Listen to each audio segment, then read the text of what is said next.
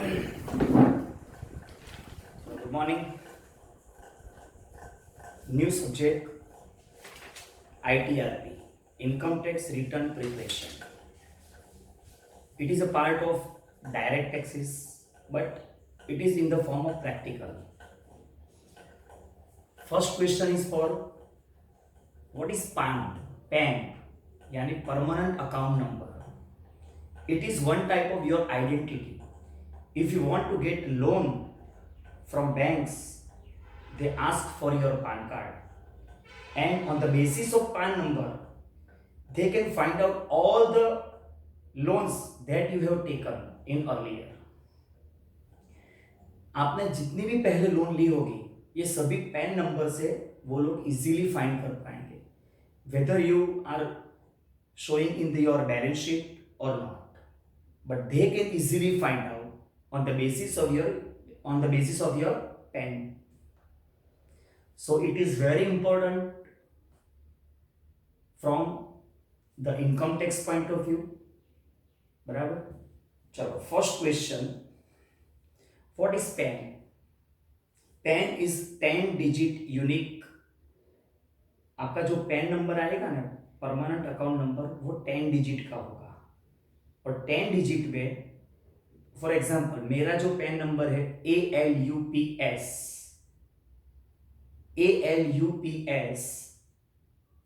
5948J, यानी 4 digit जो इसमें होते हैं वो न्यूमेरिकल होते हैं. बराबर. इसमें देखो PAN is 10 digit unique alpha numeric number. Alpha numeric यानी अल्फाबेटिक भी होंगे और नंबर्स भी होंगे. Issued by the IT department. हम तो इश्यू कर नहीं पाएंगे. It is issued by income tax department in the form of laminated plastic card. जैसे वो एटीएम कार्ड आता है उसी तरह ये लेमिनेट करा हुआ होता है PAN number, PAN card. Formation of PAN. A typical PAN is, just example है AFJPK 7190K, यानी उसमें 4 डिजिट जो है वो न्यूमेरिकल है. और अब first 3 characters that is AFZ, ये एक सैंपल है. ऐसा जरूर नहीं कि नंबर की शुरुआत यहाँ से ही होती है. मेरा ALUPS है. तो first 3 character is AFZ in the above PAN are alphabetic series running from AAA to ZZZ. जैसे हमारा RTO पासिंग करवाते हैं व्हीकल में तो GJ6 ZB, GJ6 AA, ऐसे ही ये PAN की सीरीज है AAA टू ZZZ में से जो सीक्वेंस में आती है वो आपको मिलता है. बराबर. यानी फर्स्ट 3 डिजिट वो जो सीरीज चलती है जैसे व्हीकल में होती है उसी तरह ये सीरीज इसमें भी होती है. तो AAA टू ZZZ में से जो सीरीज चलती होगी और उस टाइम आपने जो अप्लाई किया होगा तो वो सीरीज आपकी होगी और पहले 3 डिजिट ये वो सीरीज वाले होंगे. बराबर. आगे fourth character of PAN is the P in the above PAN represent the status of PAN holder. यानी फोर्थ डिजिट जो है, बराबर, AFZ, उसके बाद फोर्थ डिजिट P, वो सिंबल किसके लिए है? तो P स्टैंड्स फॉर इंडिविजुअल. यानी जो हम इंडिविजुअल है, नेचुरल पर्सन है, उनके लिए ये सिंबल यूज होता है P. बराबर. फॉर एग्जांपल मारा ही बात करूं तो ALUPS, ALU जो सीरीज चलती होगी वो 3 डिजिट है ALU मेरे के लिए. बराबर. जब मैंने अप्लाई किया होगा तो ये सीरीज चलती होगी. Fourth digit is P for individual. I am an individual so P is used. बराबर. तो 4 डिजिट जो है वो पर्सन के लिए है. अगर इंडिविजुअल है तो P यूज होगा. C stands for company, H stands for HUF, A stands for AOP यानी Association of Person and Body, B stands for Body of Individual, G stands for Government Agency, and J stands for Artificial Juridical Person, L stands for Local Authority, and F stands for Firm, and last one is T stands for trust. ये MCQ में इसमें से points आ सकते हैं, भाई कौन सा symbol किसके लिए यूटिलाइज होता है, बराबर। तो ये आपको याद रखना है। चलो 4 डिजिट कंप्लीट हो गए। अब उसके बाद एस यानी 5th डिजिट है इसमें के। 5th character that is K in the above PAN represent first character of PAN holders last name that is surname. Surname का जो फर्स्ट कैरेक्टर है वो 5th वन में आएगा। मेरी बात करो, मेरी सरनेम है शाह, ALUPS, शाह, बराबर। तो 4th and 5th character specific के लिए होता है, P वो इंडिविजुअल के लिए है, 5th कैरेक्टर जो है वो सरनेम का फर्स्ट कैरेक्टर है। नेक्स्ट 4 डिजिट जो हमारा नंबर आता है व्हीकल का कि भाई 7340 49, बराबर। तो ये जो सीरीज चलती होगी, नंबर चलता होगा, उसी टाइम पर आपको दिया जाएगा, वो सीक्वेंस में ही दिया जाएगा। Next 4 characters that is 7190 in the above PAN are sequential number running from 0001 to 4 times 9। जो सीरीज में चलती होगी, आपने अप्लाई किया होगा, वो नंबर आपको मिल जाएगा। इसमें आरटीओ जैसा नहीं है कि आपको 4 9 चाहिए तो ऑप्शन आरटीओ में करना पड़ता है, बराबर, कि भाई मुझे 1 लाख में चाहिए 4 9। तो इसमें पेन नंबर में ऐसा नहीं होता। इसमें तो जो सीरीज चलती है, जो नंबर सीक्वेंस में आएगा वही आपको मिलेगा, बराबर। एंड लास्ट कैरेक्टर जो है that is K in the above PAN is alphabetic check digit, यानी के, बराबर। तो जो सीरीज चलती होगी उसमें ये कैरेक्टर है K in the above PAN is alphabetic check digit, बराबर। तो ये टोटल 10 डिजिट्स है, और कैसे वो नंबर बनाते हैं वो इसमें एक्सप्लेन किया था।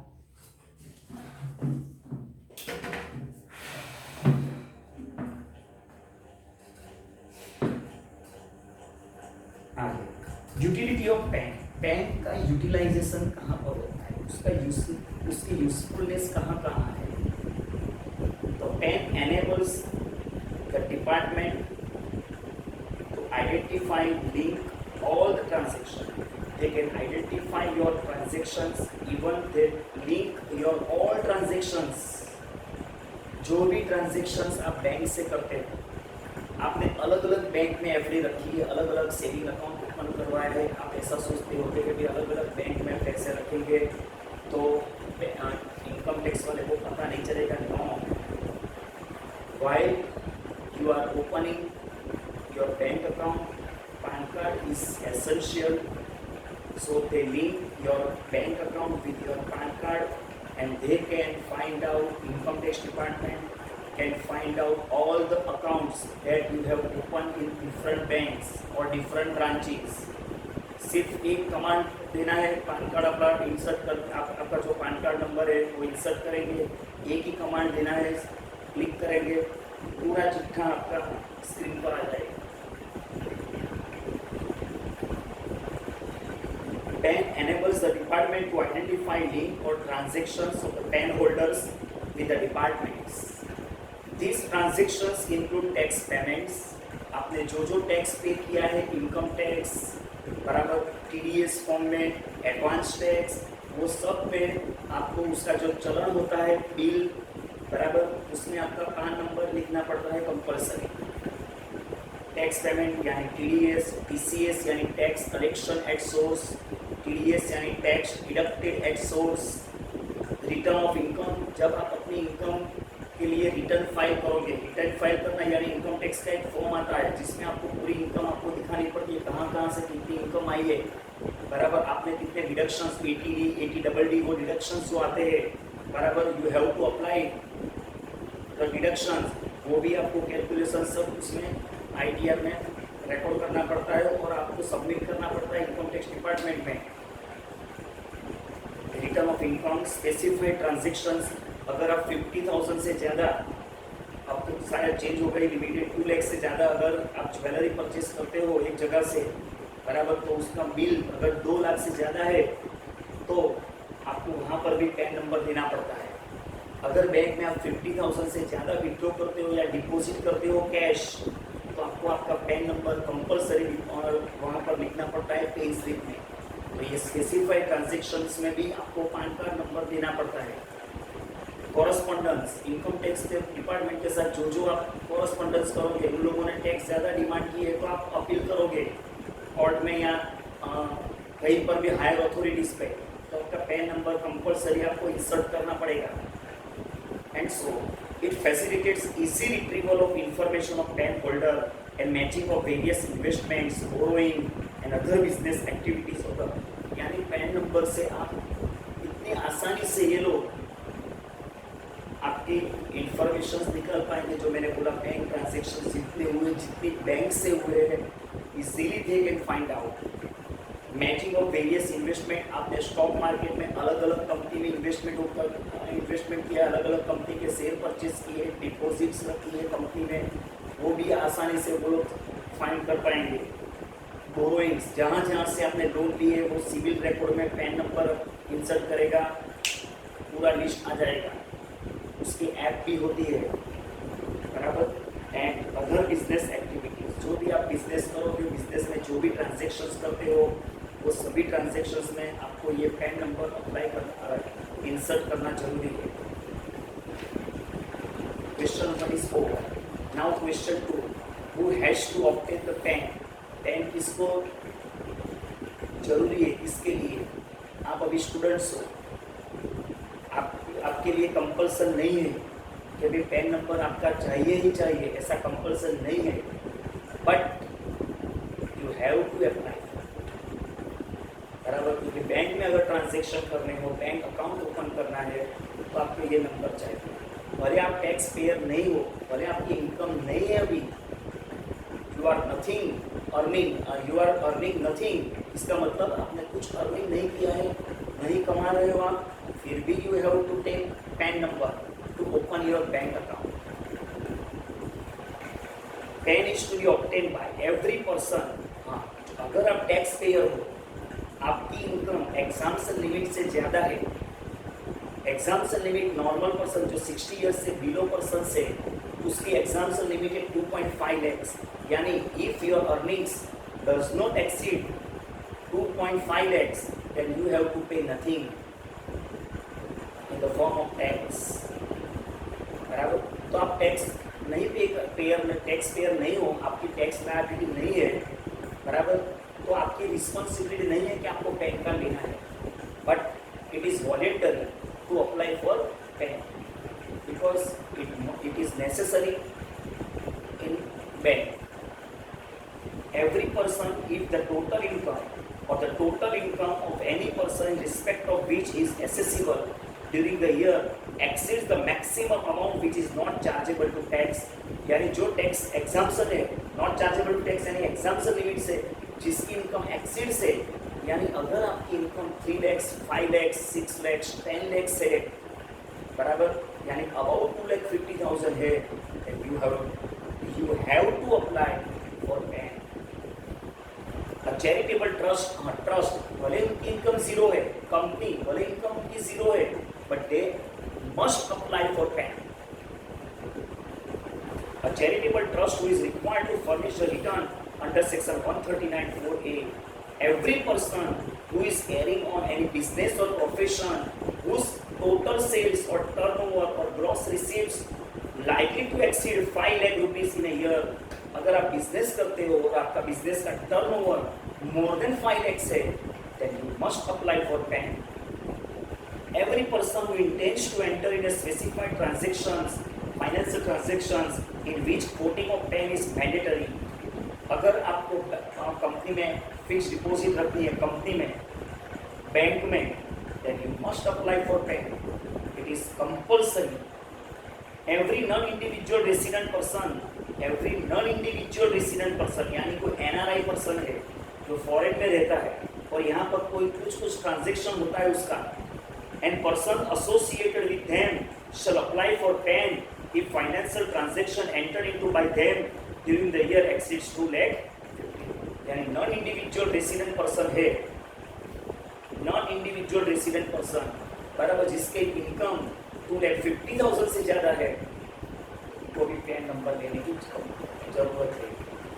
Transactions in which coding of pan is mandatory compulsory, यानी कौन से ट्रांजेक्शंस में आपको पैन नंबर लिखना पड़ेगा।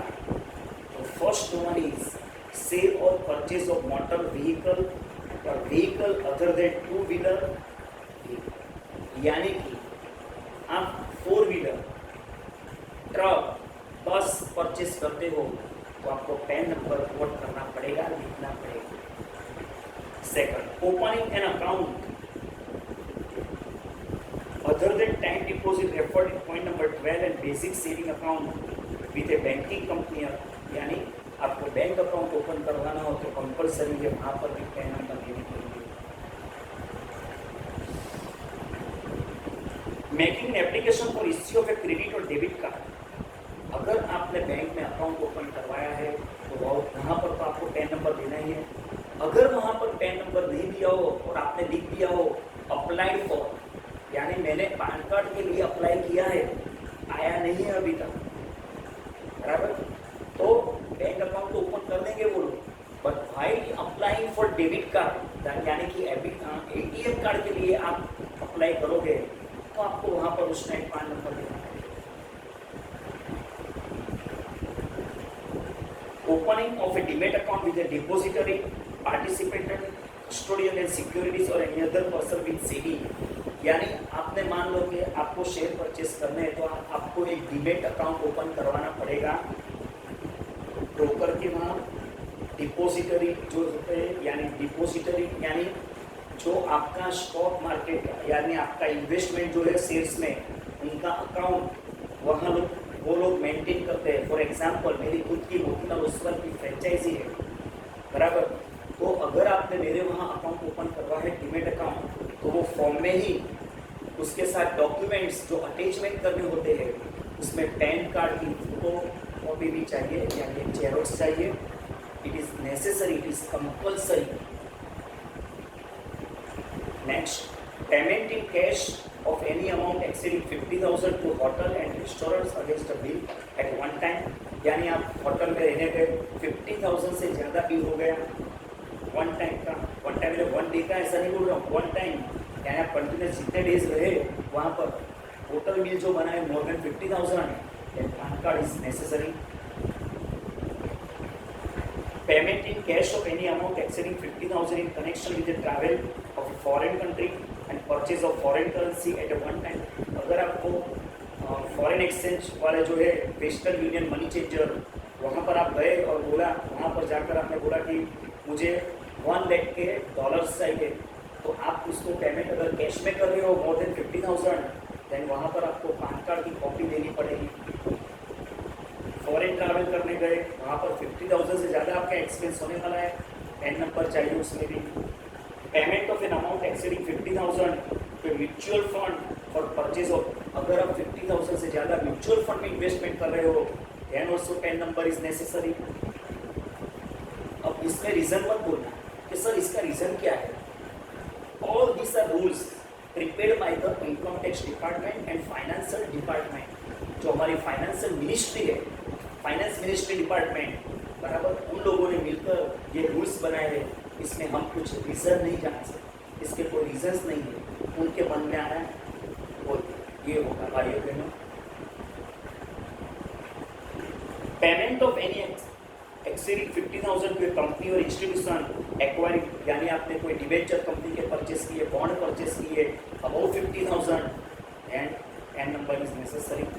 Payment of an amount exceeding 50,000 to the Reserve Bank of India for acquiring, RBI के भी बॉन्ड होते हैं, आरबीआई रिलीफ बॉन्ड जो टैक्स फ्री होते हैं, 6% वाले बॉन्ड होते हैं, बराबर, 6% इंटरेस्ट जो मिलता है उसमें, उस पर कोई टैक्स पे नहीं करना होता है, टोटली टैक्स फ्री है। But if you are purchasing the bond of RBI for more than 50,000, then you must apply, then must insert your PAN number. Next, deposit of cash exceeding 50,000 during one day with a bank or cooperative bank also bank, तो अगर आप bank में 50,000 से ज़्यादा deposit कर रहे हो या विथड्रॉ कर रहे हो, तो भी आपको पे स्लिप में लिखा होता है पैन, बराबर, तो आपको वहाँ पर कोट करना पड़ता है, लिखना पड़ता है। Deposit of cash aggregating more than 2,50,000 during the period of 9th November 16 to 30th December 16 with a banking company, cooperative bank और पोस्ट ऑफिस। जब नोटबंदी आई थी 8 नवंबर को, याद हो तो, बराबर, तो 9 नवंबर से जिसने भी ये दिसंबर 30 तक जिसने भी 2,50,000 से ज़्यादा डिपॉजिट किया था उस टाइम, बराबर, तो उनका पान कार्ड नंबर मांगते थे वो लोग, कंपलसरी था वो। लेकिन सेटिंग होता था उस टाइम, बैंक के स्टाफ वाले सेटिंग कर लेते थे, क्योंकि इंडिया है, बराबर, करप्शन तो इंडिया के नस नस में है, कभी करप्शन रिमूव होने वाला नहीं है completely. Payment in cash for an amount exceeding 50,000 during any one day for purchase of bank draft, यानी बैंक से आप डीडी नहीं करवाया, डिमांड ड्राफ्ट। अगर आपको सीए की एग्जाम देनी है, सीए में रजिस्ट्रेशन करवाना है, तो सीए की फीस पे करनी पड़ेगी, रजिस्ट्रेशन फीस, एग्जाम फीस, और वो डीडी से ही करना पड़ेगा, डिमांड ड्राफ्ट। तो आपको बैंक में जाकर डिमांड ड्राफ्ट देना पड़ेगा, उसके लिए आपको बैंक को कैश देनी पड़ेगी, बराबर। तो पान कार्ड जरूरी है 50,000 से ज़्यादा। और time deposit of amount exceeding 50,000 और aggregating to more than 5 lakh during a financial year, अगर आपने टाइम डिपॉजिट यानी फिक्स डिपॉजिट 50,000 से ज़्यादा रखी है और टोटल एक साल में 5 लाख से ज़्यादा है, total 50,000 at a time, more than 50,000 one time में अगर रखी है, और टोटल डिपॉजिट 5 लाख से ज़्यादा रखी है पूरे साल में, तो आपको कहाँ पर रखी है, बैंक में, कोऑपरेटिव बैंक में, पोस्ट ऑफिस में, बराबर। निधि फंड, एक फंड आता है निधि फंड जो कंपनीज में होता है, और नॉन बैंकिंग फाइनेंस एनबीएफसी बोलते हैं, यानी प्राइवेट जो बैंक नहीं है लेकिन प्राइवेट फाइनेंस कंपनी है, वहाँ पर आपने डिपॉजिट रखी है, बराबर। तो पैन नंबर नेसेसरी है। पेमेंट इन कैश और by way of bank draft और एनी ऑर्डर और बैंकर्स चेक यानी demand draft of amount exceeding 50,000 in a financial year to more than 1 और मोर प्रीपेड पेमेंट इंस्ट्रूमेंट्स, यानी simple इतना याद रखना कि आप 50,000 से ज़्यादा पेमेंट कर रहे हो, बराबर, तो कहाँ पर डीडी निकालने के लिए तो आपको कंपलसरी पैन कार्ड जरूरी है। Payment more than 50,000 in a financial year, life insurance premium, अगर आपने पूरे साल में लाइफ इंश्योरेंस प्रीमियम खुद के नाम पर या किसी एक के नाम पर 50,000 से ज़्यादा प्रीमियम पे किया है, बराबर, वो भी पान कार्ड नंबर जरूरी है, क्योंकि 50,000 प्रीमियम इन ए ईयर पे कर रहे हो, यानी आपकी इनकम कितनी होगी, तो आप 50,000 प्रीमियम पे कर रहे हो, बराबर। उससे वो अंदाज लगा लेंगे कि आपकी इनकम 5 लाख 6 लाख तो होनी चाहिए, तो you are under the tax payment, tax obligation. A contract for sale और purchase of securities for amount exceeding 1 lakh per transaction, वो तो वैसे भी डीमेट अकाउंट ओपन करते हो तो कंपलसरी आपको पान कार्ड जरूरी है, और शेयर्स परचेज करते हो, सेल करते हो 1 लाख से ज़्यादा, तो भी आपको पैन नंबर की जरूरत है। सेल और purchase of shares of the company not listed in stock market exceeding ₹1 lakh per transaction, यानी कोई प्राइवेट कंपनी है, बराबर, जिसका लिस्टिंग स्टॉक मार्केट में हुआ नहीं है। आपने नाम सुना होगा हीरो मोटो, हीरो होंडा से अलग हो गई होंडा, और हीरो अलग हो गई, होंडा अलग हो गई, तो हीरो ने नाम बदल कर क्या बोल दिया, क्या लिख दिया, हीरो मोटो, बराबर।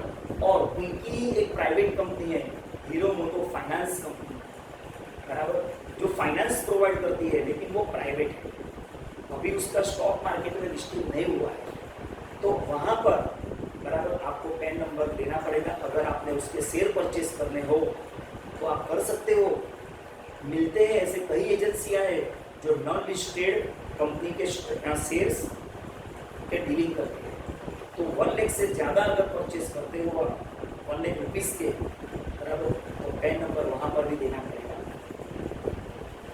सेल और purchase of any immovable property exceeding ₹10 lakhs and stamp duty value, बराबर, अबाउट 10 lakhs, यानी अगर आपने मकान परचेज किया 10 लाख से ज़्यादा अमाउंट वाला मकान परचेज किया, स्टैम्प ड्यूटी वैल्यू यानी दस्तावेज आपने 10 लाख से ज़्यादा किया है, तो आपको पान नंबर देना पड़ेगा वहाँ पर।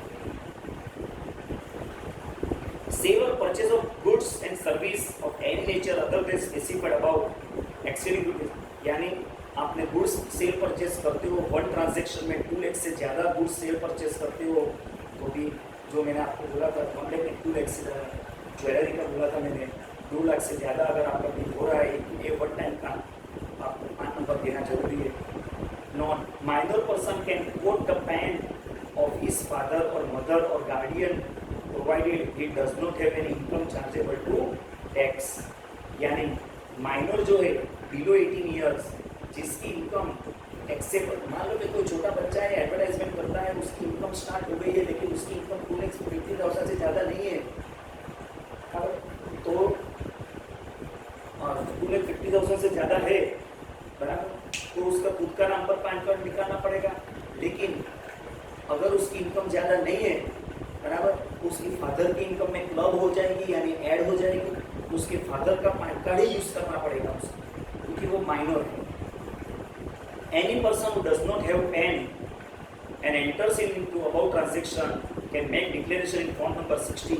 अगर ऊपर वाले जो 18 पॉइंट्स थे उसमें से कोई ट्रांजेक्शन में एंटर हुआ है वो और उसके पास पैन कार्ड नहीं है तो उसको फॉर्म नंबर 60 फिलअप करके सबमिट करना पड़ेगा कि I have applied for pan card still not received बराबर. तो ये आपको फॉर्म नंबर 60 में डिक्लेरेशन लिखना पड़ेगा, डिक्लेरेशन करना पड़ेगा. Quoting of PAN is not required by any non-resident transaction 13, 5, 6, 9, 11, 13 और 18. यानी जो नॉन रेसिडेंट पर्सन है उसको ये ट्रांजेक्शन नंबर जो है उसमें पैन कार्ड अप्लाई करने कोट करने की जरूरत नहीं है.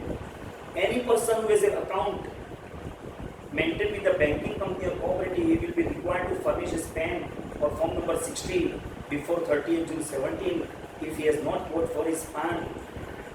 यानी अगर आपने बैंक में, मैंने बोला ना बैंक में अकाउंट ओपन करवा सकते हो, अगर पैन कार्ड नंबर नहीं आया है फिर भी तो आपको फॉर्म नंबर 60 में आपको डिक्लेरेशन देना पड़ेगा कि I have applied for pan card but not received बराबर, ऐसा लिखना पड़ेगा. क्वेश्चन नंबर नेक्स्ट लेक्चर में स्टार्ट